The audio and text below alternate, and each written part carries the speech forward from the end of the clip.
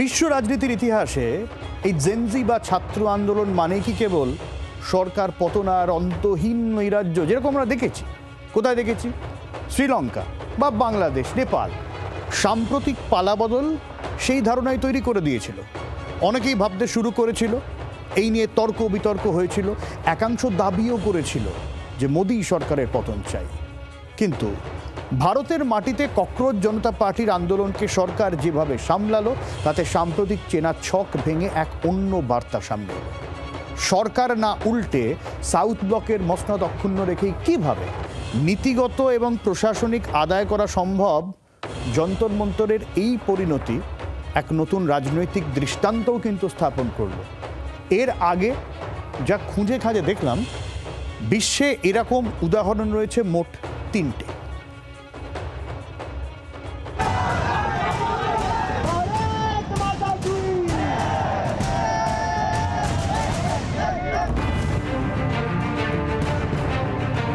NEET প্রশ্ন ফাঁস এবং শিক্ষাঙ্গনের নানা অভিযোগ। রাজপথে নেমেছিল জেনজি ও ছাত্র সমাজ। ককরোচ জনতা পার্টির নেতৃত্বে চলা এই আন্দোলন দ্রুত তীব্র রূপ নেয়।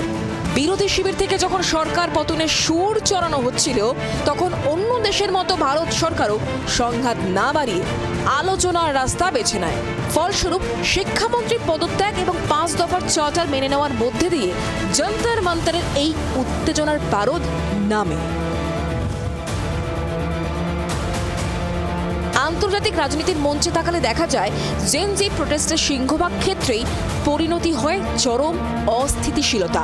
শ্রীলঙ্কার আরগালবায়া কিংবা নেপাল আর বাংলাদেশের গণ অভ্যুত্থান। সরকার বদলের পর সেখানে দীর্ঘমেয়াদী অর্থনৈতিক আর রাজনৈতিক কেওস তৈরি হয়েছে।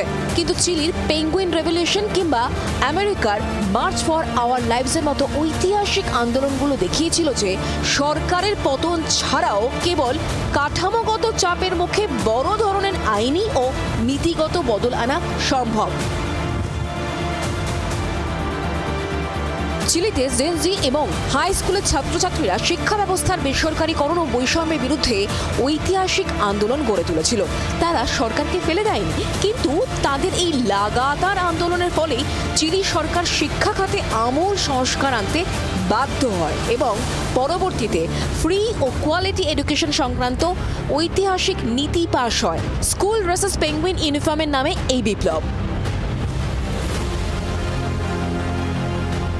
ফ্লোরিডার পার্কল্যান্ড স্কুলের মর্মান্তিক ঘটনার পর আমেরিকা জেনজি ও ছাত্র সমাজ বন্দুক সংস্কৃতির বিরুদ্ধে নজিরবিহীন আন্দোলন গড়ে তোলে। তারা সরকারকে উৎখাত করার রাজনীতিতে যায়নি, বরং তাদের একটানা চাপে মার্কিন কংগ্রেস বাধ্য হয় যুগান্তকারী আইন পাশ করতে এবং বহু রাজ্যে বন্দুক বিক্রির নিয়মে কঠোর নিয়ন্ত্রণ আসে।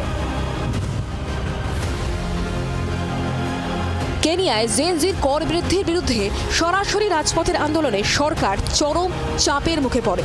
প্রেসিডেন্ট সরাসরি আইন বা বিল প্রত্যাহার করে নেন এবং ক্যাবিনেটে বড় ধরনের পরিবর্তন আনেন। সরকার না বদলে পলিসি রোলব্যাকের এটি একটি নিখুঁত উদাহরণ।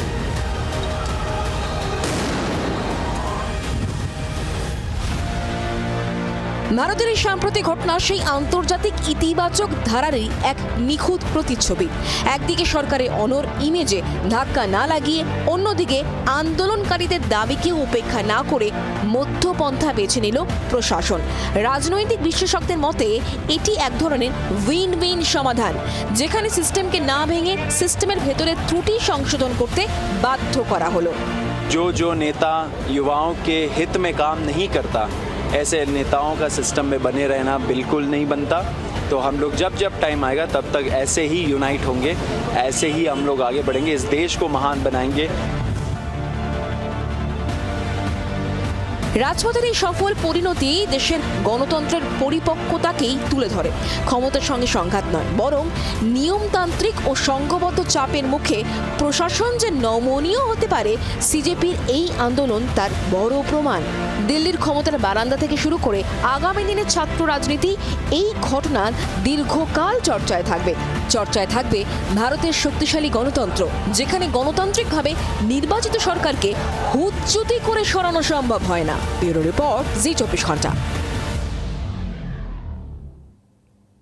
আর যে ঘটনা নিয়ে চর্চা হলো, পদত্যাগ, শিক্ষামন্ত্রীর পদ থেকে পদত্যাগ করলেন ধর্মেন্দ্র প্রধান। মূলত এই দাবি নিয়েই তো আন্দোলন শুরু করেছিল ককরোচ জনতা পার্টি। শেষ পর্যন্ত কেন্দ্র এই দাবি মেনে নিল। এই প্রথম এই ধরনের একটা অরাজনৈতিক আন্দোলনের জেরে বিজেপি সরকারের কোনো মন্ত্রীকে সরতে হলো। প্রধানমন্ত্রীর কাছে পাঠানো পদত্যাগপত্রে ধর্মেন্দ্র প্রধান এই দাবি করলেন, ছাত্রছাত্রীদের কেরিয়ার এবং দেশের স্বার্থকে সর্বোচ্চ অগ্রাধিকার দিয়েই তিনি এই পদক্ষেপ নিয়েছেন। ধর্মেন্দ্র প্রধানের পর এখন দেশের শিক্ষা মন্ত্রকের দায়িত্বে প্রহ্লাদ যোশী।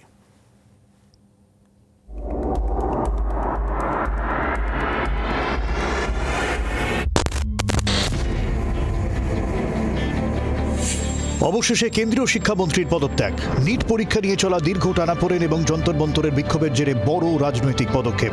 পদত্যাগপত্রে ধর্মেন্দ্র প্রধান বলেছেন, ছাত্র সমাজ যাতে কোনো আইনি মারপ্যাচে বা বিভ্রান্তিতে না পড়ে এবং দেশের যুবশক্তি যেন নিজেদের কেরিয়ারে মন দিতে পারে, তার জন্যই এই সিদ্ধান্ত। রাজনৈতিক মহলের মতে সংকট কাটিয়ে শিক্ষা ব্যবস্থায় স্বাভাবিক পরিবেশ ফিরিয়ে আনতেই এই কৌশল নিয়েছে সরকার। এই পুরো আন্দোলনের অগ্রভাগে ছিল ককরোচ জনতা পার্টি বা সিজেপি। অভিজিৎ দীপকের নেতৃত্বে যন্তর মন্তরে টানা বিক্ষোভ চলে। জেপি নাড্ডা ও জিতেন্দ্র তিওয়ারির সঙ্গে দফায় দফায় বৈঠক হয়। আন্দোলনকারীদের মূল দাবি ছিল স্বচ্ছতা ও প্রশাসনিক দায়বদ্ধতা। তিনটে দাবির মধ্যে প্রথম দাবি ছিল শিক্ষামন্ত্রীর পদত্যাগ। সবকটা দাবি মেনে নিয়েছে সরকার। সেলিব্রেশন মুড যন্তর মন্তরে।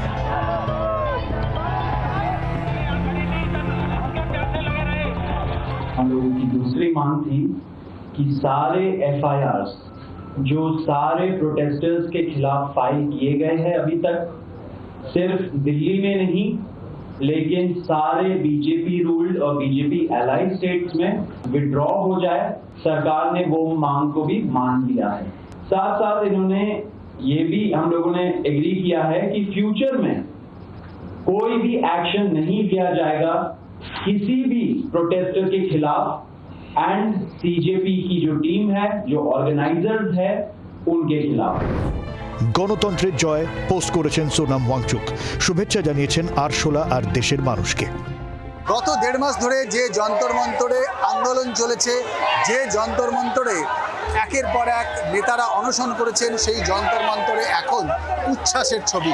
উচ্ছ্বাসের ছবি এই কারণে, তাদের যে মূল এবং প্রধান দাবি, কেন্দ্রীয় শিক্ষামন্ত্রী ধর্মেন্দ্র প্রধান কিছুক্ষণ আগেই ইস্তফা দিয়েছেন। ধর্মেন্দ্র প্রধান তিনি তো ইস্তফা দিলেন, তাহলে আপনাদের আন্দোলনের যে দাবি সেটা তো মিটে গেল নাকি? এরপর কি কর্মসূচি হবে? হ্যাঁ, সেটা বলতে পারেন যে এটা আমাদের প্রথম মুভ ছিল, যেখানে আমরা জয়লাভ করেছি। এবার দ্বিতীয় হবে ইথেনল, যেখানে সরকার নিজের মনমানি করবে, যেখানে সরকার কারাপশন করবে, সেখানে আমরা দাঁড়াবো। এটা কোনো রাজনৈতিক দল হবে না। आज जाऊंगा अपने घर पे, अपने बच्चों को बोलूंगा कि मैंने अपना हक अदा किया जी।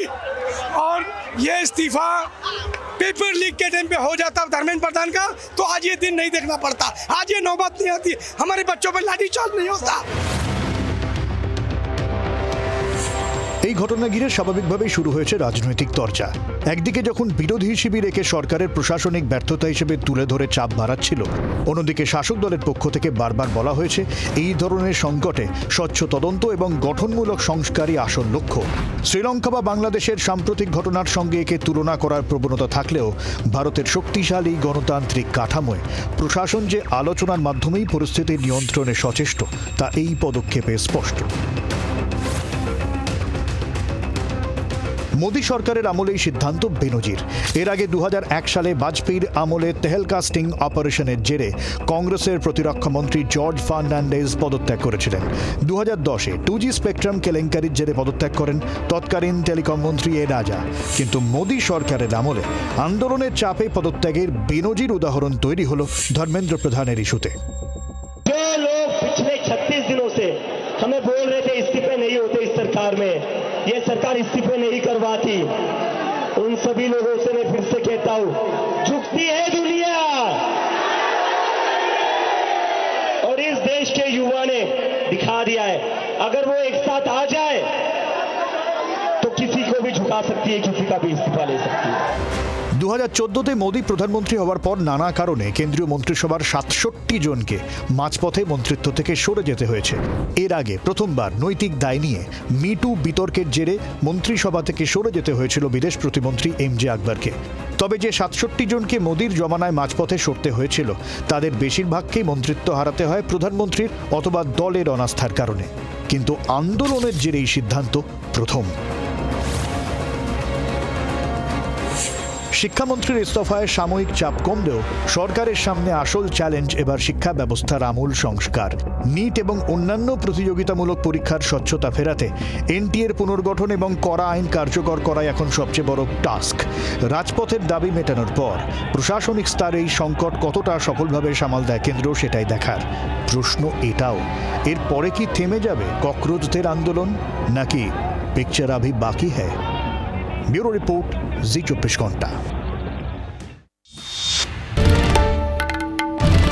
বাংলার আওয়াজ, বাঙালির আবেগ, জি 24 ঘন্টা।